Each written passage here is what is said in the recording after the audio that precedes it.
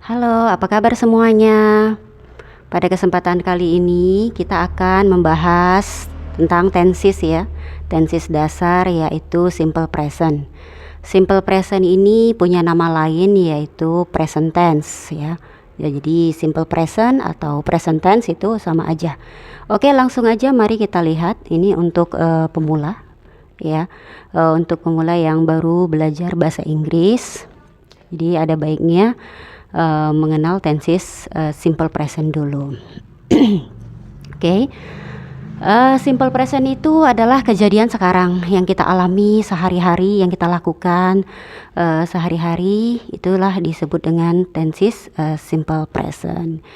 Nah, itu kita bagi dua ya. Kita bagi dua. Yang pertama disebut dengan kalimat verbal. Kalimat verbal ini berasal dari kata verb, yaitu kata kerja. Artinya kalimat verbal adalah kalimat yang punya kata kerja. Otomatis rumusnya ada kata kerja ya, dimulai dari subjek, kemudian verb atau kata kerja yang bentuk pertama. Seperti yang kita tahu kan, kalau bahasa Inggris ini kata kerjanya bisa berubah ya, ada kata kerja pertama, kata kerja kedua, dan kata kerja ketiga. Nah, pada simple present yang kita ambil adalah kata kerja yang pertama seperti ini. Kemudian objek. Di sini ada buka tutup kurung. Artinya apa? Yaitu artinya boleh ada, boleh tidak.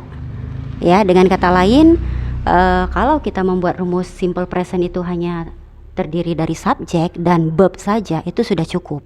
Gitu ya. Jadi tapi boleh juga kita tambahkan objek sebagai pelengkap. Ini untuk kalimat positif. Ya kan? Nah, kemudian di sini ada adverb, yaitu kata keterangan. Bisa berupa keterangan tempat, bisa berupa keterangan waktu, bisa berupa frekuensi ya, berapa kali itu dilakukan pekerjaan verb ini. Oke, itu di luar rumus ya, sebagai tambahan keterangan. Nah, kemudian untuk bentuk negatifnya kita tambahkan don't dan atau doesn't sebelum verb. Don't ini untuk subjek I ataupun subjek jamak. Jadi I itu dianggap jamak khusus untuk simple present.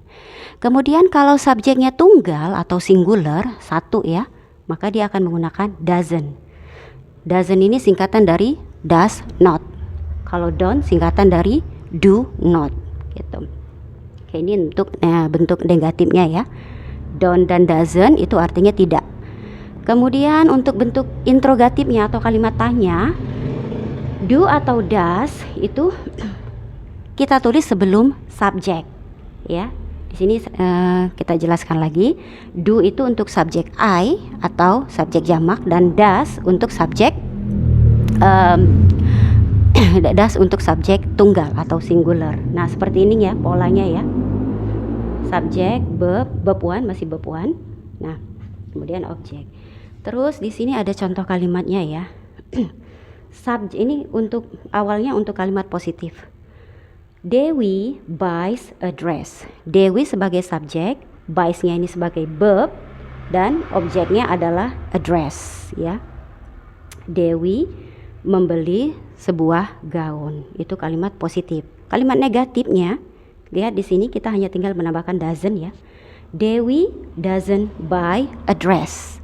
Nah, kalau kita sudah memakai kata doesn't, maka verbnya di sini jangan lagi menggunakan s, ya kan? Nah, pada kalimat positif di sini verbnya, kata kerjanya itu kita tambahkan s karena subjeknya itu adalah tunggal atau sendirian, satu orang.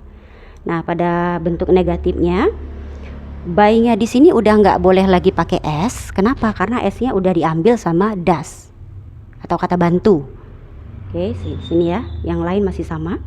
Kemudian pada kalimat tanya atau interrogatif, ini does-nya duluan, baru disusul subjek, dan kemudian sama ya, verbnya itu nggak boleh pakai s ya, karena udah diambil sama does ya. Oke, kita artiin satu-satu ya. Sekali lagi, Dewi membeli sebuah gaun. Dewi tidak membeli sebuah gaun. Apakah Dewi membeli sebuah gaun? Jadi does di sini atau do atau does di sini berperan artinya apakah, seperti itu. Jadi jangan lagi pakai what, tapi pakai do atau does untuk simple present.